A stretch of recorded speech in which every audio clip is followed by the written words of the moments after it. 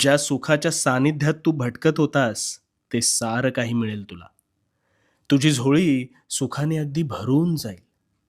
तुझ्या बाबतीत सध्या होणारी ही जी घुसमट आहे ना, ही सुद्धा थांबेल. पण सध्या नेमकं काय चुकतंय ते सांगतो. त्यासाठी काय करायचं तेही सांगतो. आता शांतपणे ऐक. सगळ्यात आधी तू स्वतःला एक गोष्ट विचार. तू माणूस म्हणून खरंच माणसासारखा वागतोयस का रे? नाही. आता माणसासारखं म्हणजे काय हेच तू बहुधा विसरलायस. माणूस हा सगळ्यात बुद्धिमान प्राणी आहे, पण तू तुझी बुद्धिमत्ता नको त्या ठिकाणी वाया घालवतोस. तू गोष्ट सुरू करतोस, पण त्यात यश मिळत नाही म्हणून ती अर्धवट सोडून देतोस. याचं कारण तू नकारात्मक विचारांना प्राधान्य अधिक देतोस. आता तसंच इतरांच्या बाबतीत तो असा का वागत